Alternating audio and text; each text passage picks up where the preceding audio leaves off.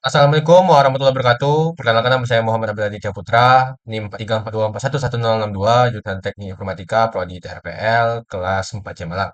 Saya akan menjelaskan untuk praktikum lab pertama untuk pemrograman perangkat keras. Di sini fungsi sederhana ya untuk ngeblink pada microcontroller kita. Yang pertama kita lakukan fungsi board setup atau fungsi setup. Yang pertama kali dijalankan saat board menyala. Jadi fungsinya untuk mengatur LED ya, sini sebagai outputnya agar bisa nyala. Nah, kemudian fungsi selanjutnya ada void loop. Jadi di mana program itu akan terus-menerus berjalan berulang. Ya. Nah, kalau kita lihat di sini LED bulletin low. Nah, di mana jadi kalau LED nyala, ya kemudian tunggu 1 detik, kemudian turn off, ya dia mati, kemudian delay kembali sebanyak 2 detik. Nah, jadi kalau kita lihat outputnya sebagai berikut. Jadi LED itu akan menyala selama 1 detik, kemudian LED akan mati selama 2 detik, dan terus-menerus berulang ya, atau looping. Jadi sebagai berikut untuk outputnya. Oke, kita lanjut ke praktikum yang berikutnya. Nah, jadi untuk yang berikutnya ini program sederhana untuk menyalakan satu buah LED, satu buah lampu.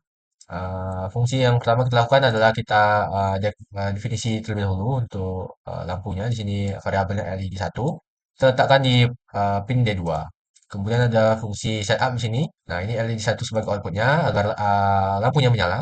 Kemudian ada fungsi looping di sini, void loop. Nah, jadi di kita write LED 1 high. Nah, jadi dia nyala, kemudian menunggu 1 detik, kemudian LED 1 low, dia mati, dan tunggu 1 detik. Jadi kesimpulannya program ini akan terus menerus berulang, kemudian lampu akan terus nyala, kemudian mati, nyala, mati. Jadi nyala 1 detik, kemudian mati 1 detik. Nah, ini outputnya sebagai berikut.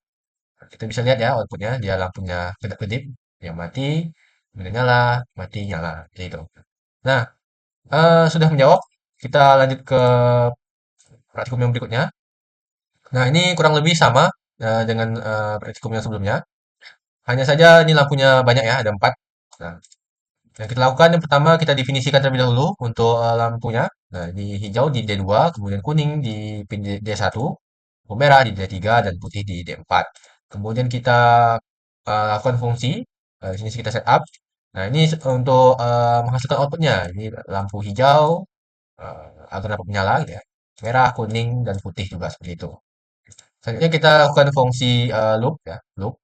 Nah, jadi pertama di sini kita panggil lampunya menyala, kemudian tunggu 1 detik, kemudian mati, dan kita tunggu 1 detik lagi.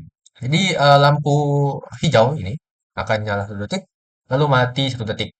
Dan hal itu akan dilakukan serupa untuk lampu merah, lampu kuning, dan lampu putih. Nah, jadi seperti itu. Untuk outputnya sebagai berikut. Nah, kalau kita lihat ya. Jadi lampu-lampu ini akan terus-menerus menyala dan terus-menerus bergantian ya menyala ya. Nah, dia mati 1 detik, kemudian hidup 1 detik seperti itu. Nah, sudah menjawab. Kita lanjut ke praktikum yang selanjutnya. Nah, di sini sedikit berbeda. Jadi di sini kita menggunakan sensor. Di sini kita menggunakan sensor peer sebagai alat pendeteksi gerak. Kita letakkan di pin D5, kemudian buzzer sebagai triggernya kita letakkan di D6. Nah, kemudian kita panggil ini fungsi setup. Jadi pin mode peer input. Jadi peer itu sebagai inputnya, sensor peer itu sebagai inputnya, kemudian buzzer itu sebagai outputnya. Kemudian ada serial begin. Nah, ini kita fungsinya untuk menampilkan pesan ya. Jadi kita bisa lihat nanti di uh, serial monitor kita pesan ya. Nah, di sini ada fungsi void loop. Jadi ini akan terus-menerus berulang. Nah, ini mendeteksi gerak. Jadi sensor peer ini mendeteksi ada apakah adanya gerakan. Kemudian di sini ada pengkondisian nih, ada if ya. Jadi ketika ada gerakan ya, maka tampilkan di serial monitor gerakan terdeteksi. Ya. Kemudian buzzer menyala. Ya. Kemudian kondisi berikutnya else. Jika tidak, maka buzzer mati dan tampilkan pesan monitoring seperti itu. Kemudian delay 100 milisecond. Nah, jadi untuk outputnya sebagai berikut. Nah, jadi nah ini saya coba letakkan tangan saya di situ, jadi maka akan sensor akan menampilkan gerakan terdeteksi dan buzzer akan menyala. Jika tidak, maka akan tampil tulisan monitoring. Oke, sekian praktikum yang bisa saya lakukan. Terima kasih. Wassalamualaikum warahmatullahi wabarakatuh.